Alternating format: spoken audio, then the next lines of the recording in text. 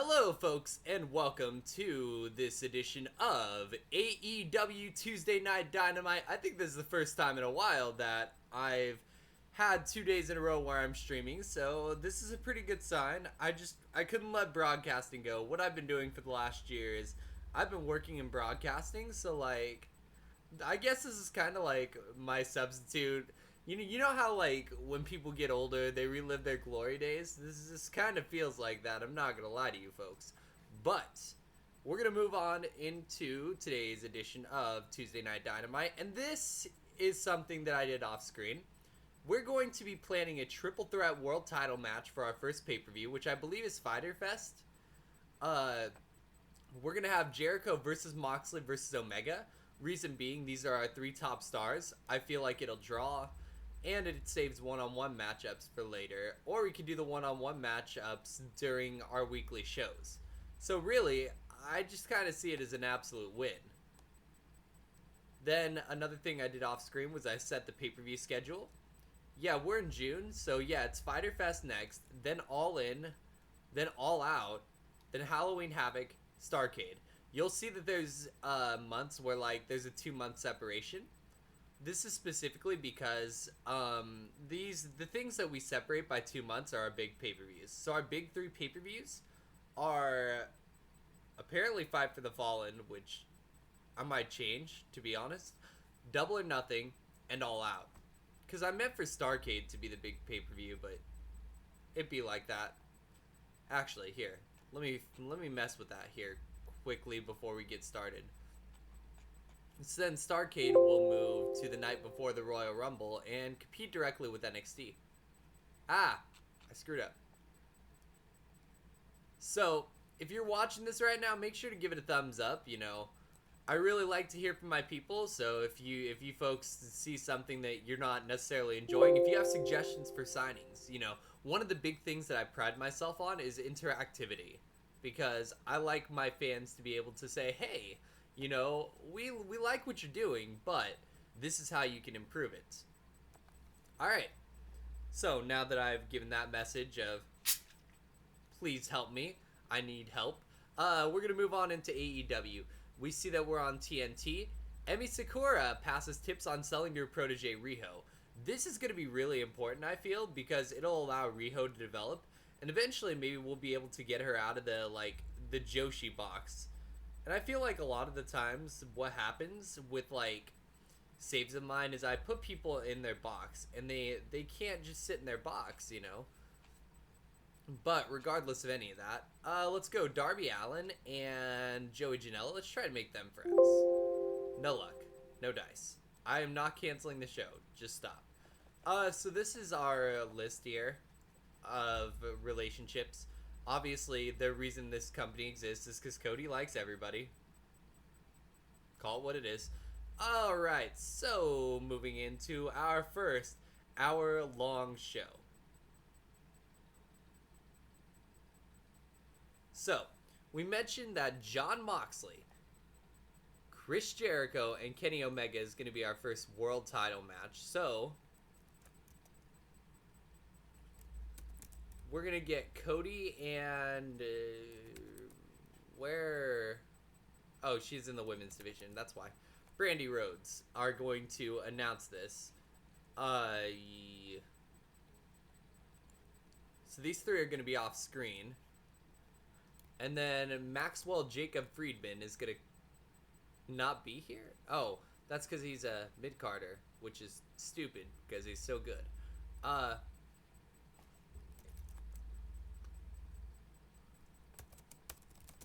So, basically he's going to interrupt the world title announcement, and then Brandy's going to slap him.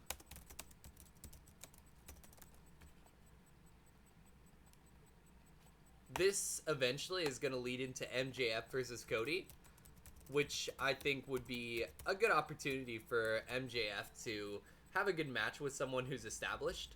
Maybe have him pull out the win. I'm not really sure yet. Successes for all of these. Well, actually, it's probably more of a minor defeat for MJF, but still. So, we have our first angle booked. Tag team wrestling is something that I'm going to be building really strongly. AEW's already said they wanted to have one of the best tag team divisions in professional wrestling. So we're going to start with the Smash Brothers, who made their epic debut, taking on the team of... Where'd those people go?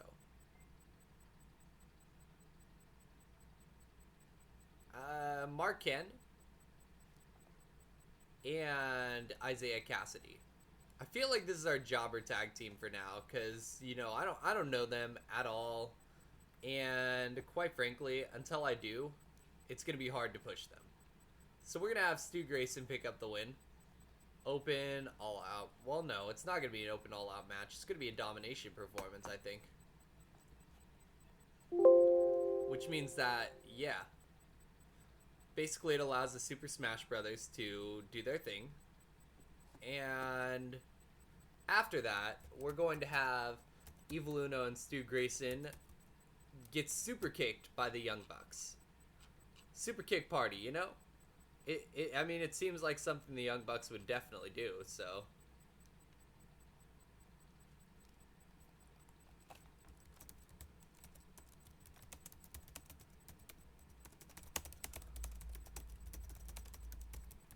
So that handles that. And I know you noticed that Marvez and Excalibur are the commentators. If you're just tuning in, it is because I don't want to overwork Jim Ross, who is already going to have a tough time, I think, being on the road every week. Although it is better than the WWE schedule, it's still a schedule that's going to take a toll, I think. Alright, so we got super kick parties. Excuse me, I don't know why the hiccups all of a sudden. Then we're gonna get backstage.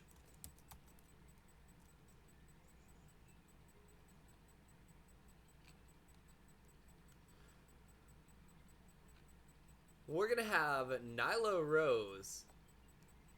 Why does she not have Menace? I don't understand that. Well, in that case, we're gonna grab Awesome Kong. Nyla Rose is plenty intimidating. Come on.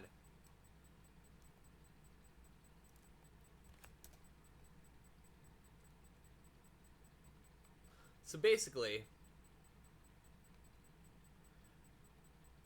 we're gonna have MJF talking shit backstage.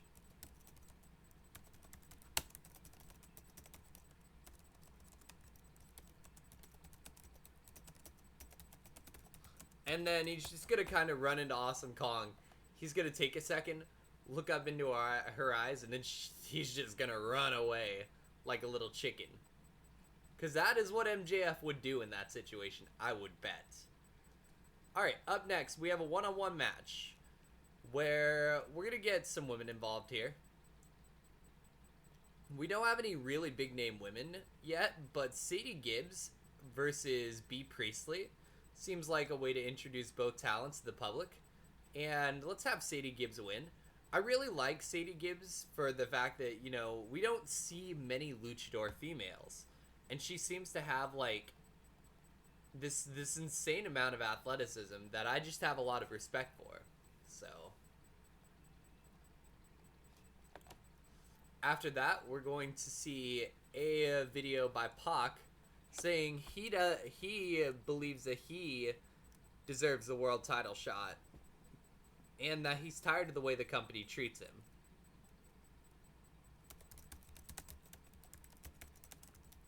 So basically, he's going to go on a vacation and think about things before he makes a return. Okay, after that, let's have another one-on-one match. We've got our women's match covered. We got our tag team match covered. So let's go Brian Pillman Jr., who I mentioned last episode I wanted to push pretty hard. Well, let's have him beat up on Glacier. I mean, realistically speaking, Glacier's just not going to do much for the foreseeable future. And Brian Pillman Jr. is probably our best chance to get a big star. So then Pillman is going to be celebrating in the ring when suddenly... I don't have this pre-planned at all, so I'm just kind of winging this. Suddenly, Bret Hart comes out. And Hart says that he's really proud of Pillman. And that he reminds him of his dad.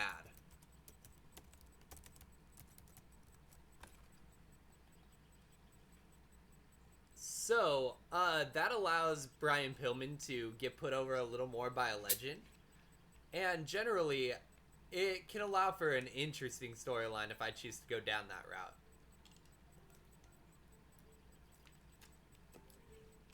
Alright. Moving forward here.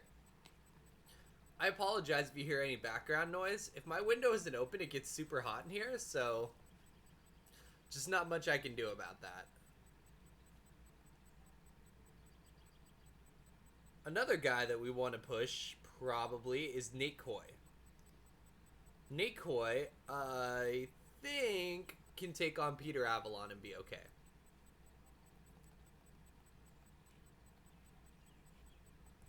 And I think that Jungle Boy winning and dominating due to a distraction against Peter Avalon by the librarian Leva Bates makes sense, given that they both want the librarian gimmick for some godforsaken reason. I don't really understand it, but I'm going with it because I really do like the AEW program so far.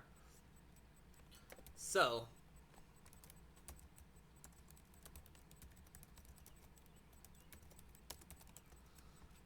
then, another argument segment backstage about who the real librarian is.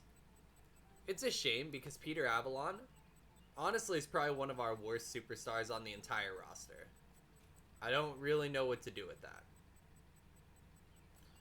Then after that, we're going to get a second female match. This is going to be one of our Joshi showcases between Aja Kong and Yuka Sasazaki. You know, it's almost like we're doing a showcase of Asian women. I don't think they wanted to come out there and say it, but if it's true, it's true, you know? I don't know what to do with that. So, Aja Kong's gonna beat the crap out of Yuka Sasazaki. We're gonna try to build Aja Kong as this unstoppable monster.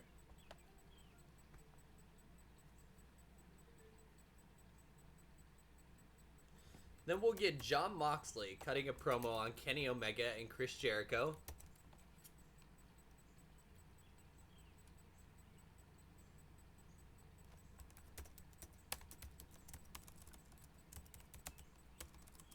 And he's basically going to talk about how Omega and Jericho both are going to get beaten down so hard they go to an early grave.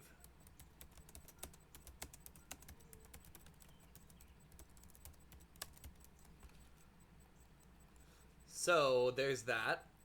And now our main event of the evening. I think some tag team wrestling might be a good main event for our viewers. The Young Bucks will take on the team of...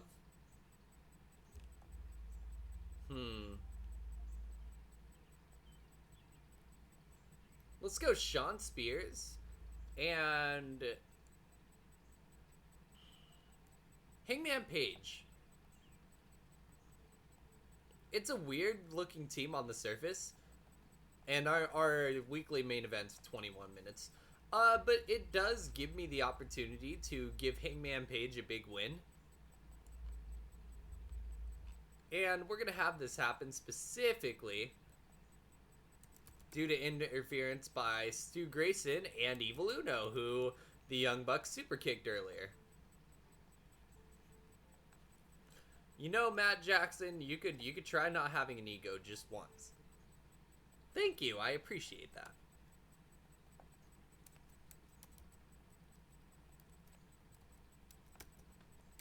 So then, the Young Bucks are going to get laid out in return for their little favor earlier by the Smashers.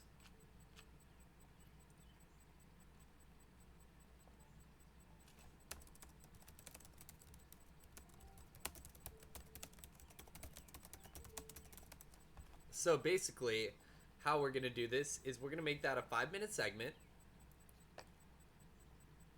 Then after the match, we're gonna see Chris Jericho on his boat. Okay.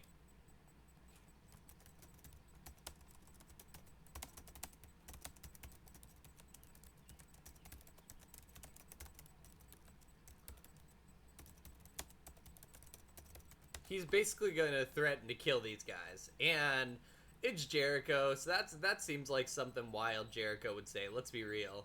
We've heard him swear. We've heard him say a lot of crazy things. What are we missing then?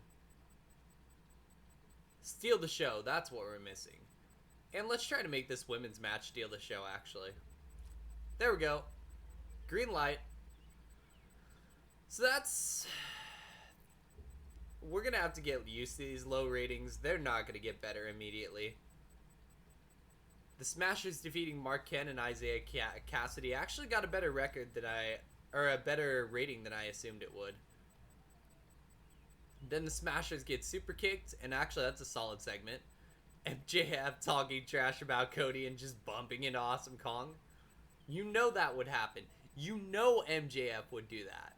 And that's what I love about MJF. So, a match with a lack of flow, but these two apparently have good chemistry, so this might be worth coming back to in the future. Then Pac takes a break from AEW. Pillman beats Glacier, and it was kind of a crappy match, but Pillman way outperformed Glacier. That's something to note. Bret Hart giving Pillman the talk, hey, you are great. You remind me of your dad. Gets a really solid rating, and it gives Pillman a chance to get more over. Nate Coy defeats Avalon. How can he look stale? He just debuted. Alright. And then Avalon and Leva Bates do their thing. Asia Kong beats the crap out of an Asian. Yuka Sasazaki. Can anyone send me some video of Yuka's Sakazaki? Gosh, that's a hard name to pronounce. I kind of want to see what she does, and I like her haircut. She's kind of cute. Then Jon Moxley cuts a promo saying he'll beat Omega and Jericho so hard they go to an early grave. After that, our main event doesn't do great, and I didn't expect it to. I'm a little disappointed that Paige is so much struggling. Like, this 39 in-ring tells me he's not ready for a world title push, unfortunately. And it's really too bad because I really want to push him. Then the Smashers lay out the Young Bucks. And then after that, Chris Jericho goes to his cruise on his ship. He's like, Kenny Omega, I beat you. I proved that I'm the best in the world. And Moxley, I beat you up north. And I'll do it again. I'm going to kill both of you. You know, it wasn't a great show. There's just no ifs, ands, or buts about it. That was a shit show. It'd be like that.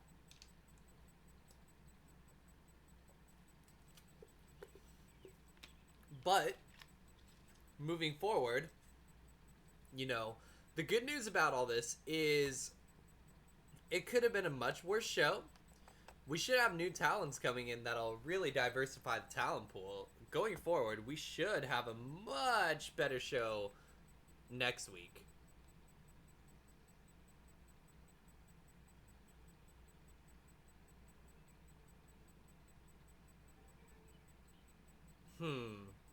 So if you're watching this and you enjoyed that first show, you know, leave a comment. Tell me what I did right. Tell me what I did wrong. Tell me what you would do better. You know, this is an interactive platform, man. I'm a little sad that nobody's tuned into my live streams yet, but I didn't expect it to happen right away, so...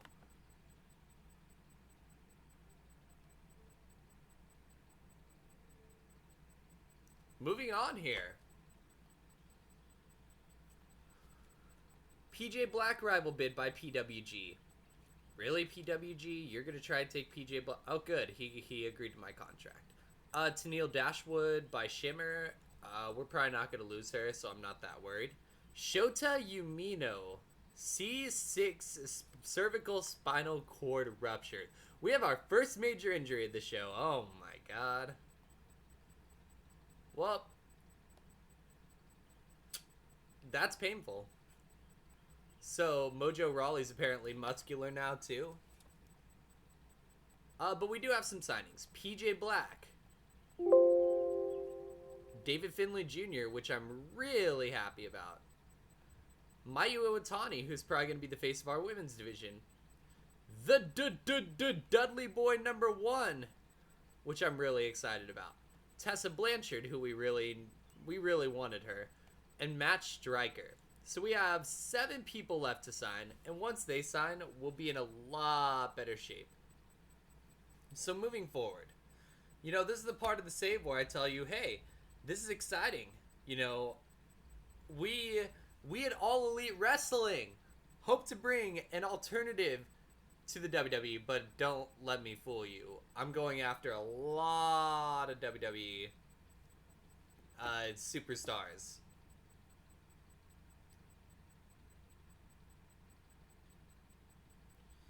You know, your Tyler Blacks. You know who I really want, because NXT treats him okay, but the WWE treats him so badly. I want Tyler Breeze, man. I would make that man like great.